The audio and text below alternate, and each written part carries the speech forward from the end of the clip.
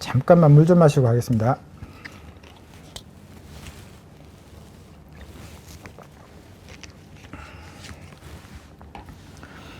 자, 지금 했던 내용은 일반적인 이제 시스퍼 25에 클래스 5를 통과하기 위해서 어떤 준비를 하면 좋은지에 대해서 잠깐 알아봤습니다.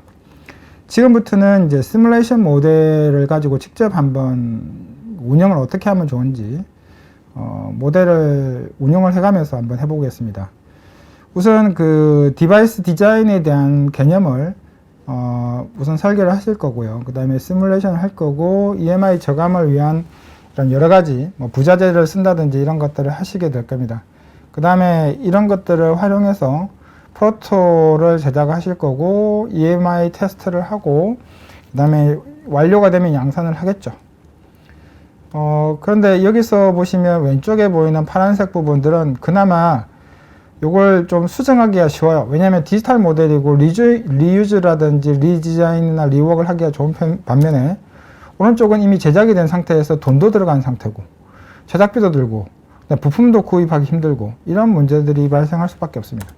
그래서 리스크가 크기 때문에 보통 이런 이제 설계 전에 시뮬레이션을 해보기를 많이 원하시죠. 그래서 우리가 지금 해보려고 하는 거는 앞에서 만들어진 원 데이터를 이쪽으로 불러 들어 가지고 가상 체인버에다 넣고 하는 과정을 일부를 좀 해볼 겁니다. 자, 보통 리스핀이라고 하죠. 그래서 이미 제작이 완료된 상태에서 시험 들어간 걸 뜯어 고치는 건 사실 회사에서는 너무너무 큰 비용 지출이거든요. 그래서 엔지니어하고의 어떤 협업 관계에서 회사가 어떤 제스처를 해야 될지 사실 되게 어려운 부분이에요. 마지막에 이것만 하면 된다고 하지만 그게 된다는 보장이 없기 때문에, 그래서 그걸 보장할 수 있는 건 뭡니까? 데이터입니다. 그래서 결국에는 데이터는 뭐냐면, 이렇게 버추얼로 데이터를 만들고 그걸 갖다가 잘합니다가 아니라 실제로 그 데이터를 내밀면서 이건 통과합니다 라고 이야기할 수밖에 없는 거죠. 자, 그렇게 할 수밖에 없는 이유가 뭐냐면, 기존에는 엔지니어의 역량에 의해서 계속 기다려져요. 돈이 들어가더라도. 그런데 이제 EMC라고 하는 이제 디버깅 포지션이나 이런 것들을 잘 활용해서 먼저 디버깅을 이제 해버리면 나중에 이제 코스트가 들어갈 게 굉장히 줄어들게 되거든요. 장점이 하나 있습니다. EMI를 잘 패스하잖아요. 통과시키고 준비가 잘 끝나면 성능도 많이 올라가요. 왜냐하면 그만큼 노이즈로 빠지는 에너지가 없거든요. 그래서 그런 부분들도 일목할 거다라는 겁니다. 그래서 예전에 세션을 한번 진행한 적이 있지만, 나중에 이제 ESD를 해야 된다든지, 또 시그널 인티그리티나 파워 인티그리티를 한다든지, 그 다음에 트랜스퍼 임피던스, 이런 여러 가지 이제 시뮬레이션 모델 등을 하나씩 커버 하실 겁니다. 왜? 이거 다 시험을 해야 되니까. 근데 내가 시험 공부를 안 하고 시험을 치러 간다? 되게 어려운 문제입니다. 너무 자신 있거나 그러지 않고서는 힘들죠. 그래서 이런 것들을 미리 시뮬레이션 모델로 해보시는 것들이 좋을 것 같고요. 그러기 위해서 아까 만든 이제 데이터를 불러드려 보겠습니다. 저는 주로 SI 웨이브를 사용합니다. 그래서 SI 웨이브는 이제 오른쪽에 보이는 패키지부터 PCB까지 이런 다양한 전자제품을 시뮬레이션 할 수 있습니다. 그래서 이런 패키지에 있는 기생 성분이 될 수 있는 이런 것들이 대부분 PCB에 이렇게 얹혀져서 동작을 하게 되어 있고요. 이런 것들을 시뮬레이션은 이런 배경으로 할 수 있습니다. 자, 배경의 대상이 되는 추 성분은 주로 여기 보이는 빨간색 도선, 즉 트레이스, 정확하게는 트랜스미션 라인이 될 겁니다. 그래서 자동차용 제품은 트랜스미션 라인이 고속이 아닌 경우가 되게 많아요. 멀티미디어 같은 경우에는 주로 고속이 많죠. 근데 멀티미디어가 아닌 이런 종류, 전류를 드라이브 한다든지 임피던스의 영향을 전혀 못 받는 굉장히 로우 프리퀀시라든지 이런 부분에 대해서는 만들어 놔도 영향이 없어요. 그런 부분을 이해하기 위해서는 기초적으로 여기 나오는 몇 가지 공식을 좀 이해하실 필요가 있죠. 그래서 여기에 나와 있는 공식 중에서 내가 신호가 전달되면서 인덕티브하게 바뀌었다가 커패시티브하게 바뀌었다가 이런 문제가 계속 반복적으로 일어나게 됩니다. 그렇게 그렇게 진행이 되면 여기 보시는 것처럼 어느 부분은 좀 빨갛게 나오고 어느 부분은 파랗게 나오는 이 부분이 마치 사인파가 여기를 지나가는 것처럼 보이는 이런 구조가 되죠. 그래서 이런 이제 I 다이어그램을 보시면 이제 그게 이제 안전하게 지나가는지 안 지나가는지 확인할 수 있습니다. 뭐 최종적으로는 제가 분량이나 이런 것까지 좀 다루고 싶지만 오늘은 그것까지는 다루지 않을 거고요. 자, 앞서 이제 우리가 봤던 니어필드 소스들입니다. 아까 이제 공진에 사용됐던 애들이랑 이제 이 제품이 가지고 있던 니어필드 소스들이에요. 자, 한번 비교를 해볼게요. 기존에 이제 샘플에다가 요 데이터를 갖고 들어올 겁니다. 그 다음에 역시 이제 원래 있던 원 소스의 디자인에다가 제가 요 니어필드 소스를 네, 여기다 집어넣을 거거든요. 네, 요거는 이제 그 원 예제에서 있던 이제 소스입니다. 요거는 이제 저희가 앞에서 추출해서 만든 이제 예제 그 니어필드 소스이고요. 제가 너무 많이 나갔나요? 이거 저기 건담인데요. 어쨌든 이런 식으로 바깥에서 그려진 다른 모델도 금방 가져와서 니어필드 소스로 여기다 놓고 쓸 수 있습니다.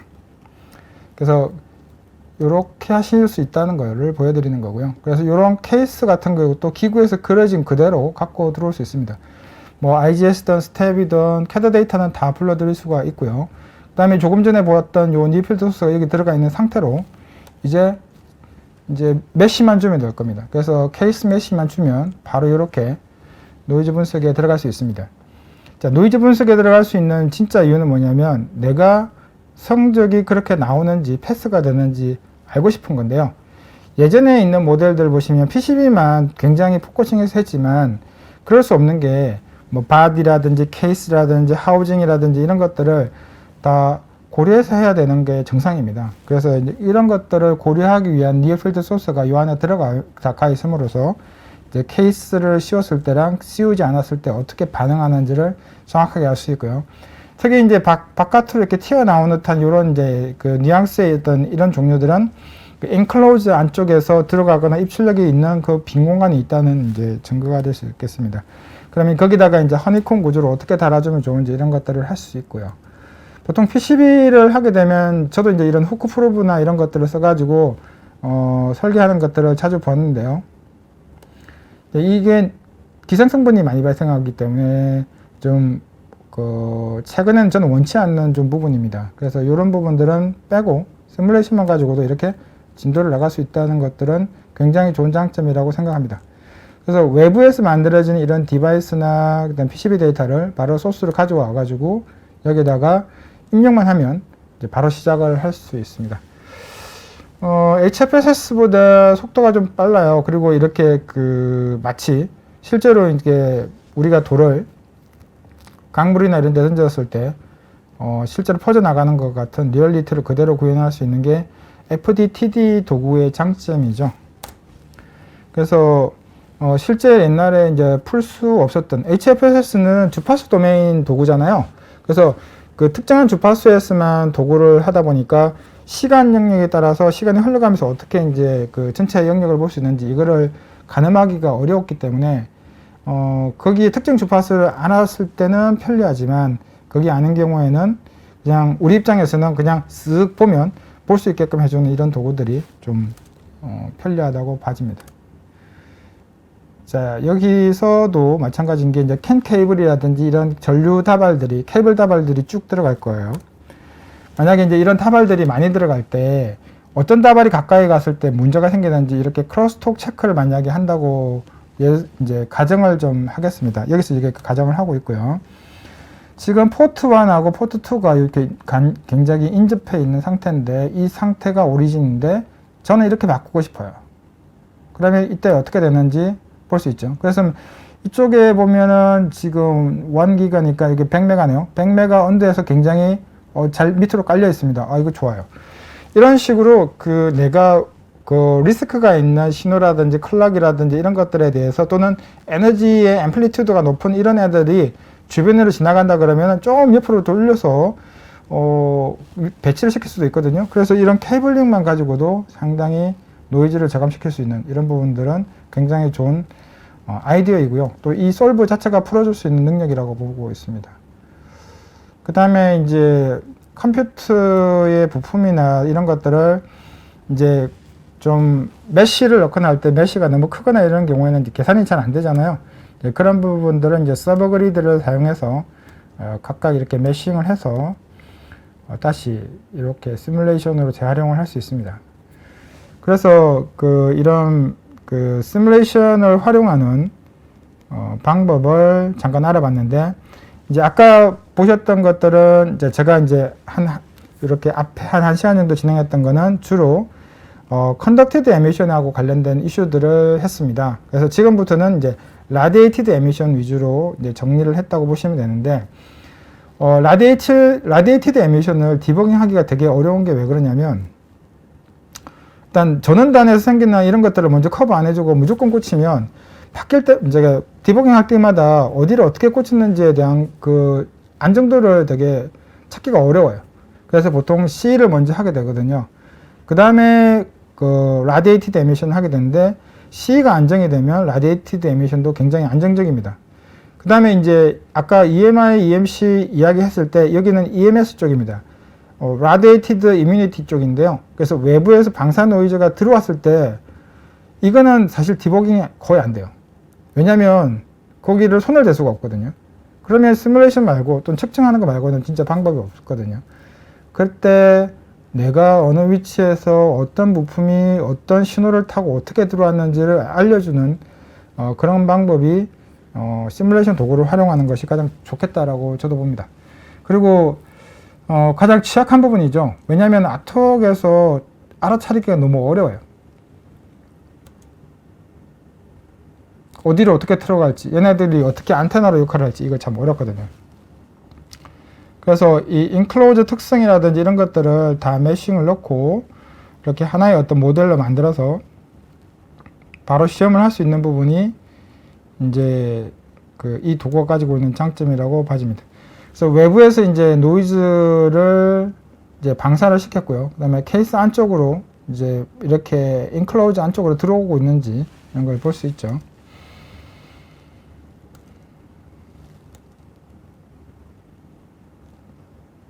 자, 차량에서 쓰게 되면 보통 노이즈를 저감시키기 위해서 우리가 이제 뭐 페라이트 코어를 단다든지, 보통 이제 그런 걸 무거워서 달기를 꺼려 하지만 이제 그런 것들도 달리게 되잖아요. 그 다음에 케이블을 단다든지, 케이블에도 저감을 하기 위한 뭐런 장치를 한다든지, 또는 자석 형태나 뭐 메탈 시트 같은 걸 붙인다든지 이랬을 때 그런 에너지들을 실제로 보고 싶은데 이게 측정하는 게 또 까다롭고요. 붙였을 때 능력을 알아내기도 참 어려워요. 그 부분을 잠깐 또 거론하고 좀 보겠습니다.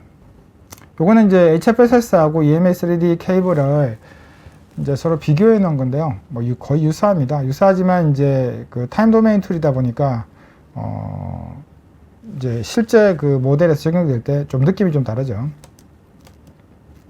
요거는 ESD인데요. HFSS에서 했던 ESD하고 이것도 보시면 뭐 거의 여기는 이제 동영상처럼 움직이면서 동작하는 것처럼 보입니다. 네. 그래서 ESD 같은 이제 IEC 61000-4-2과 같은 이런 시험을 바로 할 수 있습니다. 그래서 여기에서 이제 내성이 좀 약한 이런 디바이스들을 직접 프로빙을 하면서 프로빙을 하는 포인트에서 어느 정도 문제가 생기는지를 타겟만 하시면 이거는 금방 해결되는 문제이기 때문에 이건 뭐 그렇게 어려운 문제가 아니라고 보고요. 그 다음에 이제 여기에 웨이브 앵글이라고 해서 오버브레이드라고 하죠. 이제 주변에 이제 케이블을 싸고 있는 이제 쉴드 케이블인데요. 이 쉴드 케이블이 편조선으로 되어 있습니다. 이 편조선의 이 각도에 따라서 주로 우리가 잘 알고 있는 전류가 흐를 때 전류의 직각 방향으로 자기장이 발생하는데, 이때 직각이 되면서 가장 큰 에너지가 발생하죠. 이런 걸 비오-사바르 법칙이라고 하잖아요.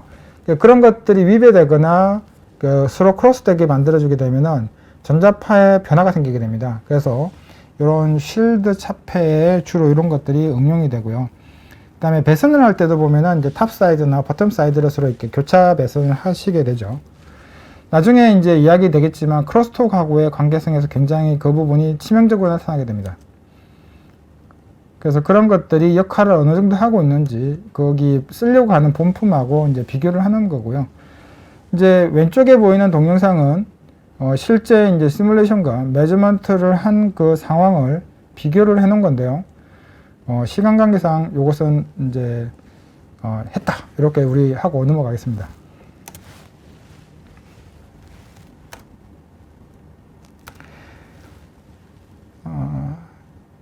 제가 그 전에 시뮬레이션을 하면서 또는 이제 EMC 디버깅을 하면서 제일 하고 싶었던 부분이 전체 PCB를 하는 것도 하는 거지만 이 케이스에 이런 것들을 넣고 메싱을 넣고 실시간으로 이런 것들을 하면서 어디로 어떻게 전달되는지 이런 걸 보는 게 가장 하고 싶었던 이슈였어요.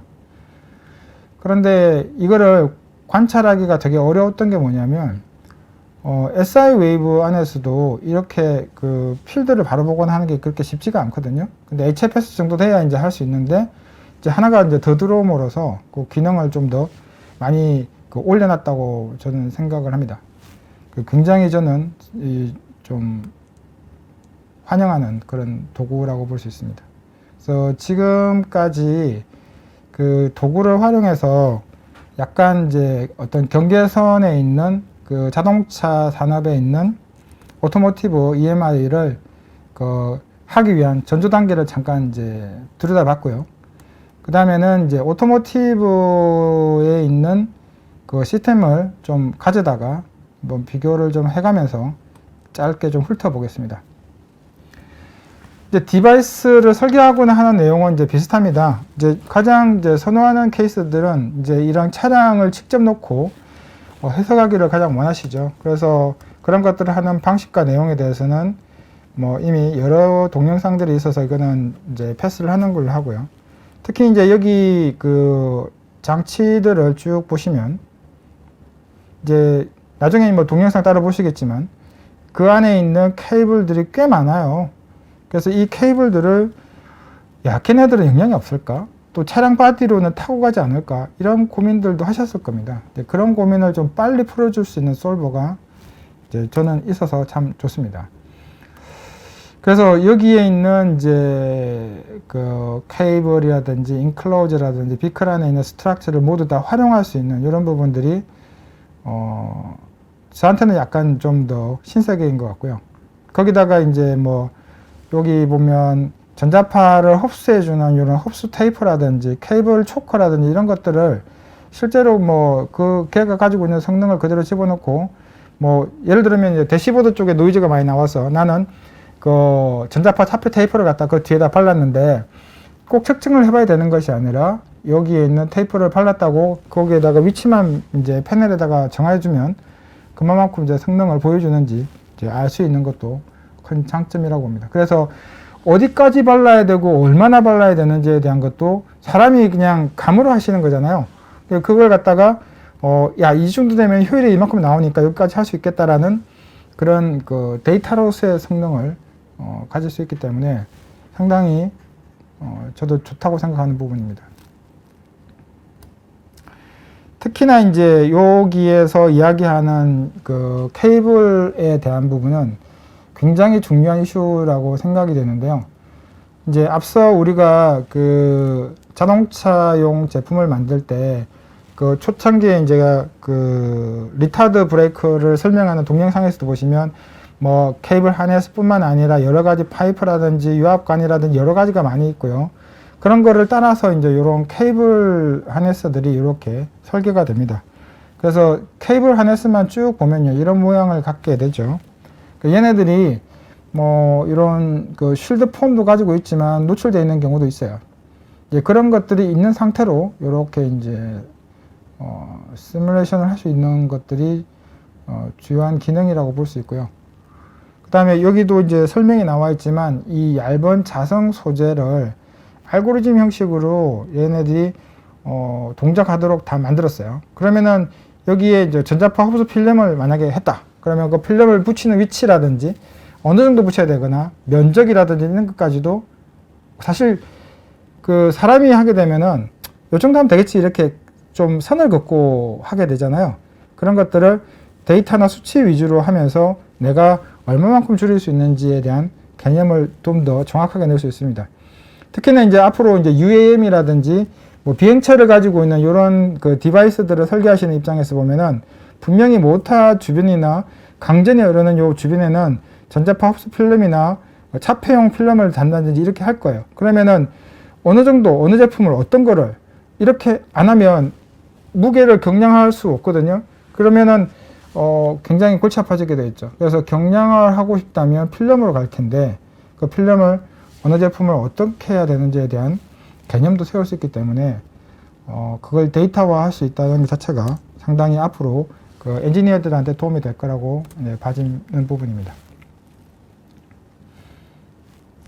그래서 이제 이런 비클 내부에서 생기는 이제 영향성에 대해서 쭉 한번 본 건데요. 이제 이런 것들을 뭐 실험하거나 시뮬레이션 하는 여러 가지 이제 이런 그 내용 등이 뒤에 쭉 나열되어 있습니다. 그 중에서 이제 하나만 저희가 더 살펴보도록 하겠습니다. 유사한 거는 제가 넘어가겠습니다. 이제 HFSS하고의 이제 관계성을 좀 잠깐 이제 설명해 놓은 건데요. 왼쪽이 HFSS고 오른쪽이 EMA3D인데 EMA3D가 많이 더 거칠어 보이긴 합니다만 이제 주파수에 있는 요 위치랑 관계없이 시간에 따라서 흘러가면서 어떻게 이제 반응하고 있는지 이렇게 보여주는 것들이 큰 차이점이라고 하겠습니다.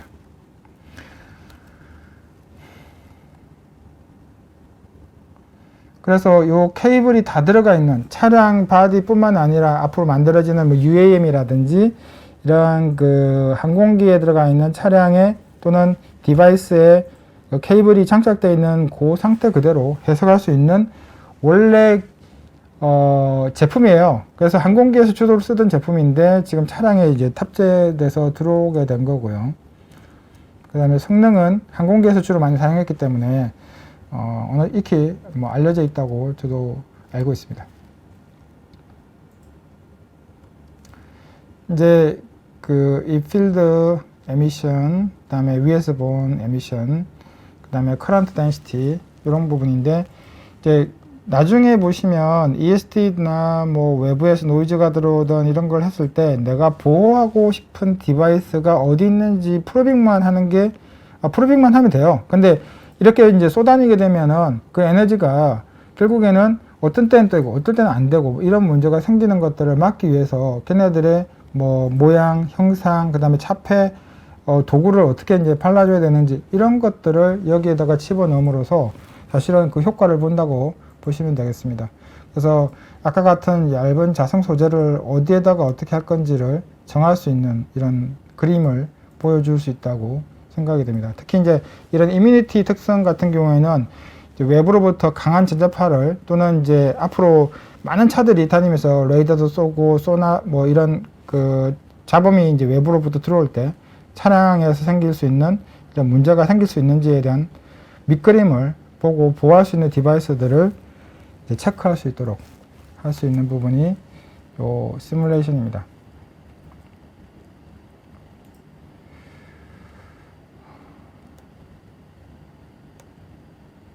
그 외에 이제 이런 농기계라든지 이런 여러 가지 사실 비컬이라고 하는 종류들은 대부분 이제 동력기관하고 뭐 에너지를 공급하는 에너지기관하고 그다음에 주행을 하는 조향장치 뭐 이렇게 비슷비슷합니다. 근데 이제 그런 것들을 가능하게 보여주고 있는 상황이고요. 여기서는 이제 케이블 위주로 많이 보여주고 있습니다.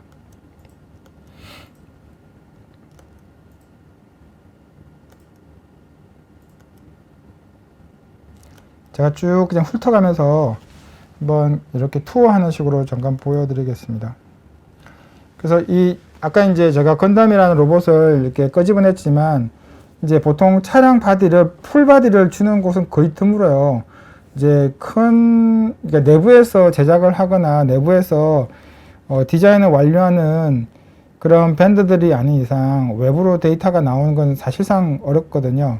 그래서 유사 바디나 보통 그런 거를 많이 사용해요.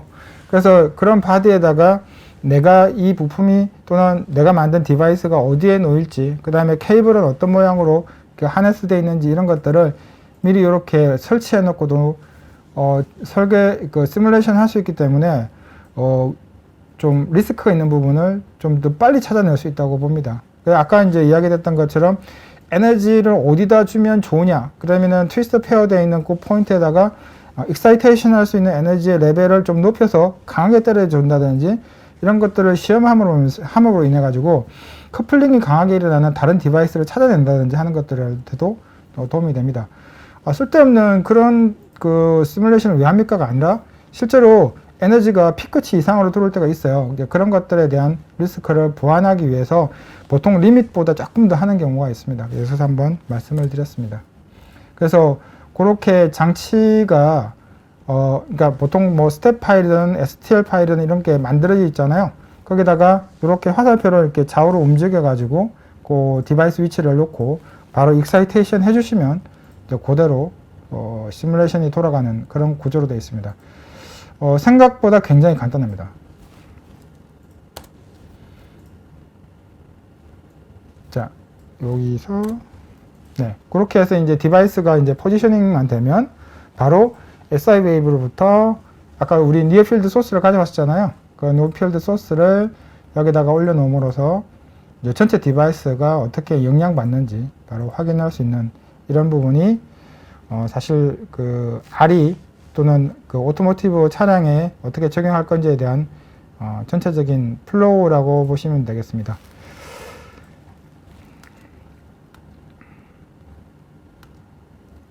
자, 마지막으로 이 차량이 주로 전기 형태의 차량들이 많아요. 그래서 이 전기 형태의 차량이 많다 보니까 전기는 전자를 주로 사용합니다. 그래서 여기 1사분면에 보이는 여기 이 시뮬레이션은 한쪽이 고압이고 한쪽이 저압인 이런 상태의 디바이스가 두 개가 이제 나란히 가는 버스바입니다. 근데 이 버스바가 이렇게 아킹을 일으게 되는 포인트나 위치 또는 거리 이런 것들이 어디서 나타날지 알 수가 없거든요. 이런 것들에 대한 선행 시뮬레이션이 되지 않으면 사실상 그냥 그 논리적으로 얼마만큼 뛰면 뭐 AC의 내성이 생긴다든지 내압이 생긴다든지 이런 정도만 돼 있기 때문에 이 디바이스가 가지고 있는 면적이라든지 크기라든지 간격 이런 것들이 어떻게 간섭을 줬는지 확인할 필요가 꼭 있습니다. 그래서 이런 방법으로 아까 이제 초창기 PCB를 제가 설명을 드렸었는데요. 이 PCB에 보면 모스펫이 있는데 모스펫 밑에 보면 메탈 사이드 바디가 있어요. 이 메탈 사이드 바디를 어디까지 확장을 해야 크리피지 효과로부터 벗어날 수 있는지 또는 그걸 갖다가 뭐 클리어런스를 얼마나 이렇게 확보할 수 있는지 이런 것들에 대해서 고민을 해야 될 때라고 봅니다. 왜냐하면 이렇게 점선으로 보이는 부분으로 전기가 지나가기 때문에 이렇게 이 간격을 주는 거거든요. 근데 우리는 설계 당시에는 이게 안 보여요. 왜냐하면 전기도 흐르지 않고 나한테 어떤 위해도 주지 않습니다. 시뮬레이션 데이터도 나오지도 않아요. 그런 거를 찾아내는 노력을 해야 되는 때라고 봅니다. 그래서 이런 이제 강전, 고전압과 관련된 이런 도구들이 이제 주로 하는 일이 이제 스페이스 차징인데요. 공간 안에 있는 에너지들을 이제 어떻게 이동하는지 이런 것들을 해석하는 도구입니다. 그 중에서 이제 조금 전에 보셨던 거는 이런 버스바에 서로 아킹이 일어나거나 고압 그 에너지를 전달해주는 이제 우리 잘 알고 계시는 이제 차량들도 뭐 800V DC를 쓰고 하는데 이 DC 전압이 높아지게 되면 이제 신체적인 디스플레이스먼트가 크게 바뀌게 되잖아요. 그런 부분에 있어서 리스크를 저압에 있는 이제 에너지를 사용하는 애하고 다르다는 말이죠. 이제 그런 걸 볼 필요가 분명히 있을 겁니다. 그래서 이러한 그 각각의 예전에 사용했던 저압용 그 구조나 샤시를 그대로 썼을 때 생기는 문제를 파악하지 않고 그대로 이제 고압으로 다시 재사용한다면 재난이 일어날 가능성도 있다고 보아지는 부분입니다.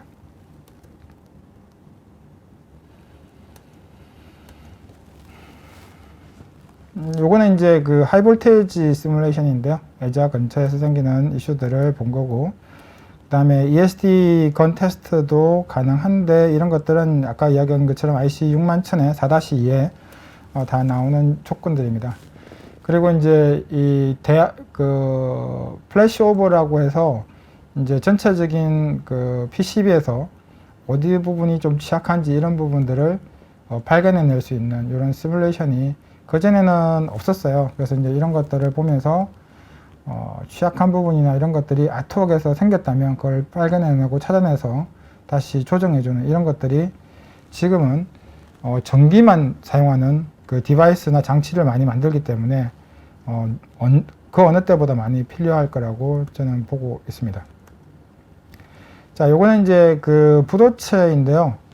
이제 부도체에다가 이렇게 강한 전기를 흘려주게 되면 사실 반도체는 그 어느 정도 전압이 가해져야만 전기가 흐르는 건데 부도체도 사실은 더 강한 전기를 흘려주면 이렇게 흐를 수 있거든요. 그런 걸 이제 이렇게 브레이크다운이라고 부르죠. 그래서 이런 식으로 모델링이 되고죠. 그래서 여기 우리가 많이 사용하고 있는 이런 내용들 중에서 부도체를 이용해서 이제 양극하고 음극하고 사이에 아이솔레이션 해놨다든지 이런 부분이 파괴가 일어난다든지 덴트라이트가 생겨가지고 그다음에 그 화재가 생긴다든지 이런 것까지도 이제 감지를 할 수 있고요. 그 다음에 태양에서 오는 태양풍들이 이제 이 보통 솔라셀들을 이제 어택을 많이 합니다. 그러면 거기에 나오는 2볼트를 여기다 가하거나 에너지가 이렇게 차징됐을 때 어떻게 그 브레이크다운이 일어나는지를 미리 시뮬레이션 함으로써 이제 위치 보강, 그 다음에 핸들링을 할 수 있는 조건을 여기서 시뮬레이션 할 수 있습니다. 예. 그 외에 이제 기타 사례들이 뒤에 있었는데요. 제가 말씀드리고 싶은 결론은 오토모티브에서 시스포 25 클래스 5를 통과하기 위한 기본적인 전략은 다음과 같습니다.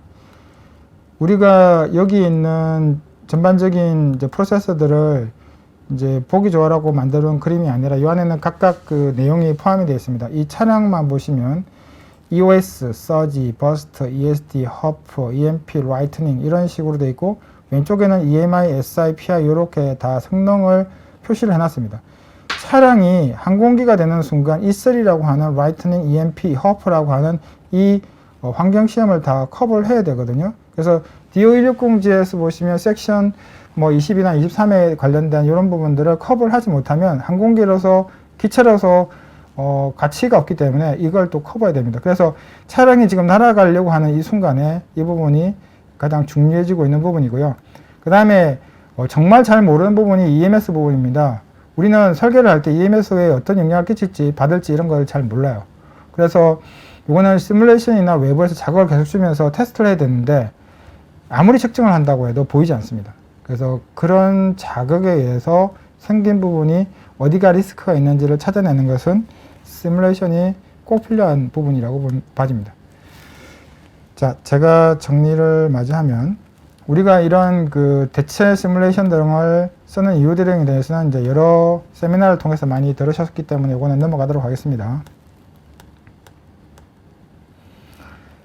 차량이나 바디가 가지고 있는 이런 디바이스의 각각 소스 모델 등을 만들 때 케이블도 좀 더 고민을 해라. 그래서 케이블하고 배터리 팩하고 모터가 있는 이런 디바이스들을 만들 때 이 부분들이 고려를 해야 되는데 제일 고려하지 않는 게 케이블이에요. 그래서 이 케이블에 대한 고려가 지금은 더 필수고요.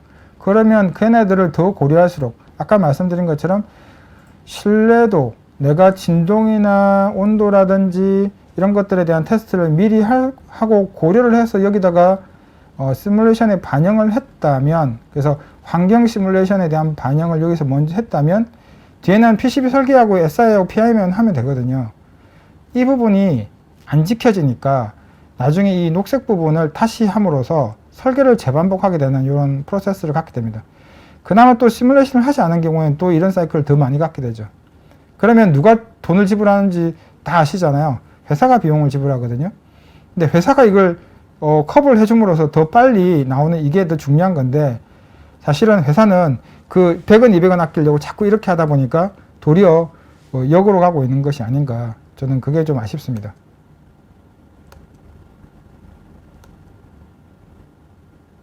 결론입니다. 저희가 과제가 종료되는 이 시점에 이 얘네들이 데이터로 보이게 하는 것이 결정적인 시스퍼 25 클래스 5로 가는 내 가장 중요한 이슈라고 봅니다. 왜 그러냐면 아트웍을 잘한다는 것은 내가 아트웍 데이터가 노이즈를 테스트하거나 시뮬레이션 했을 때 그 수치가 적게 나와야 잘하는 거지, 오래됐으니까 잘한다, 그 다음에 예쁘게 했으니까 잘한다, 이건 아니에요. 그래서 데이터화 시킬 수 있느냐, 수치화할 수 있느냐가 가장 중요합니다. 그래서 그들이 만든 데이터들이 페일인지 패스인지 알 수 있는 이런 프로세스를 갖추는 것이 앞으로 클래스 5를 가기 위해서 가장 중요한 이슈라고 보고요. 그 다음에 이들은 전부 다 디지털화 되어 있기 때문에 다시 재사용도 하고 내가 재가공을 해서 어디가 나쁘다, 어디가 좋다를 갖다가 납땜을 하고 테스트를 하는 것이 아니라 시뮬레이션 모델과 그 다음에 최적화 모델을 찾아가지고 다시 반영을 할 수 있기 때문에 이렇게 가자는 것이 제가 주장하는 시스퍼 25 클래스 5로 가는 방법입니다. 그래서 오늘 제가 준비한 거는 여기까지인데요. 전반적으로 여기 있는 디지털 트윈에서 리스크 분석이라고 하는 것이 시스퍼 25를 갖다가 통과하기 위해서 뭐를 준비해야 되는지를 알고 가는 것과 준비하는 것을 리스크 분석이라고 합니다. 그래서 여기에서 요구되는 부분들은 아까도 쭉 이야기했지만 디자인 룰인데, 이 디자인 룰을 갖추기 위한 프로세스를 어떻게 가져가는 거를 여기서 모두 정리를 하셔야 돼요. 그 다음 여기서 이제 불량이 나지 않는 이런 프로세스라든지 공정 프로세스를 갖춰야 될 거고요. 시뮬레이션 도구를 이용해서 디자인을 최적화할 수 있는 이런 시스템을 재활용하는 것들이 필수 조건이라고 이제는 할 수밖에 없습니다. 왜? 늦게 내도 문제고 잘 못 만들어도 문제니까요.